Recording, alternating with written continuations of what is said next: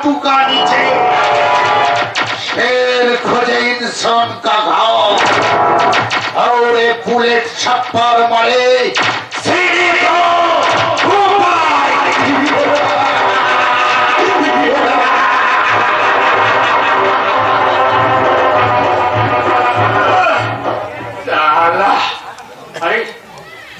চাকটা কোথায় রাখলাম? চাকটা এখানে।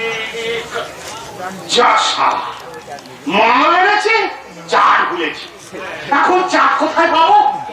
বলরাম ভাই, তোমার পরিবারের দুঃখ দারিদ্র আর অভাবের যন্ত্রণাকে মানের চাঁদ হিসেবে খেতে পারো। কি বললি কান বাবা? তোমার সাহেবের অপমান অসম্মান তোমার বিবেককে আঘাত করে না? অপরাধীর সঙ্গে যুক্ত থাকার গ্লানি তোমার মনটাকে ক্ষত বিক্ষত করে না?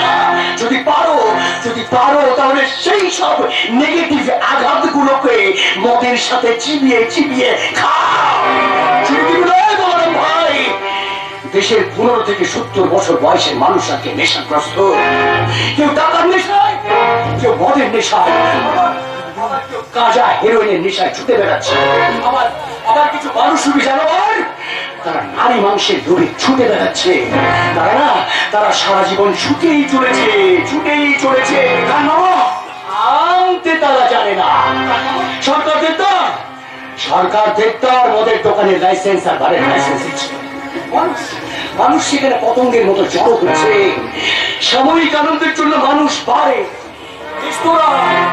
হোটেলে, সুরিখানায়, এমনকি নিজের বাড়িতে বসে মদ খাচ্ছে আর ঘুমরে কাঁদছে।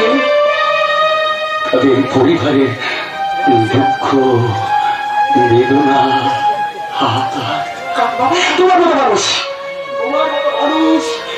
মতো মানুষ সারা বছর যত টাকার মদ খাও, সেই টাকা সঞ্চয় করলে তোমার পরিবারের সম্পদ তৈরি হবে গো। আর ভালো থাকবে তোমার শরীর, তোমার মন, তোমার ফ্যামিলি। এই অপঘাত বলরামকে তুমি আরো গালি দাও কান বাবা।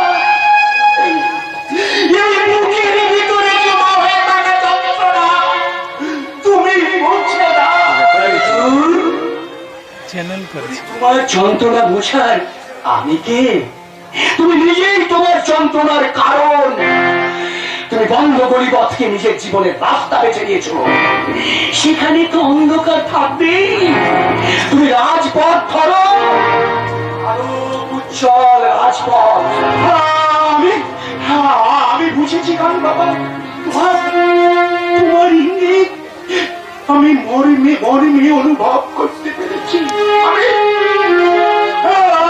তোমাকে কথা দিচ্ছি, আবার আমার নিজের এবং আমার পরিবারের যত ব্যথা বেদনা যন্ত্রণা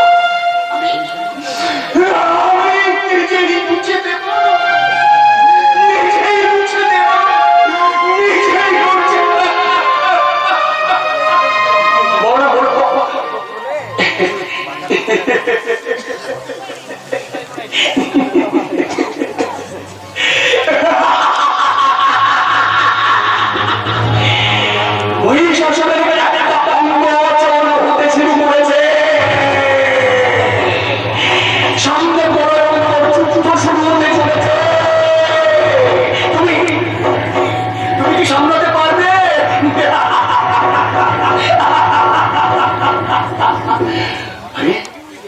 বলরামের সঙ্গে কথা বলতে বলতে আমার তো সময় চলে গেল। আমি ভিক্ষে কখন করবো? এই যে শুনুন না, আমাকে কিছু ভিক্ষে দিন না, আমাকে কিছু ভিক্ষে দিন। বিশ্বাস করুন এই গরিবকে সাহায্য করলে আপনাদের মঙ্গল হবে।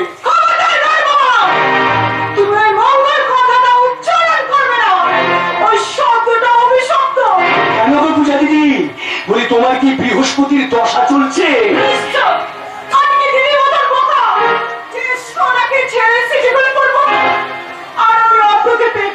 তুমি ভুল করছো পূজা দিদি। দুর্গা দিদির ব্যাপারটা আমি সব শুনেছি গো। ভালো হয়েছে গো, খুব ভালো হয়েছে। শিব দুর্গার মিলন হয়েছে। পাগলটাকে বিয়ে করে দিদি যেমন নিজের ভবিষ্যৎ নষ্ট করেছে, তেমনি আমাদের ফ্যামিলি মুখ পুড়িয়েছে।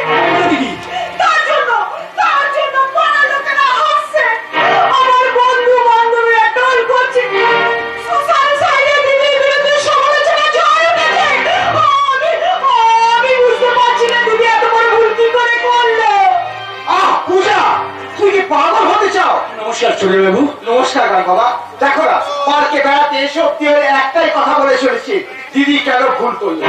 আমি তো তোমাকে বলেছি দিদি কোনো ভুল করেনি, সে সঠিক সিদ্ধান্ত গ্রহণ করেছে। নিশ্চয়ই দুর্গা দিদি শিক্ষিতা, বিচক্ষণ এবং সরকারি কর্মচারী, সে কখনো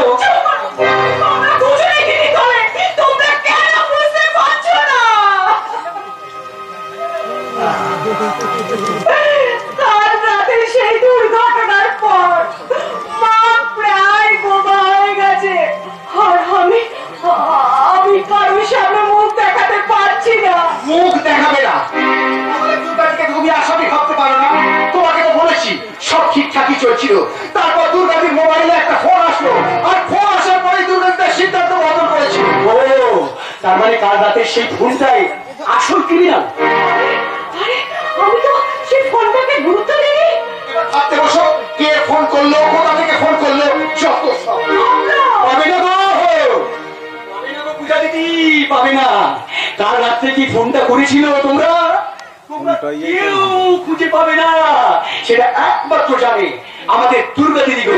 শরী গো, রামা ওরে চাঁদ তো প্রায়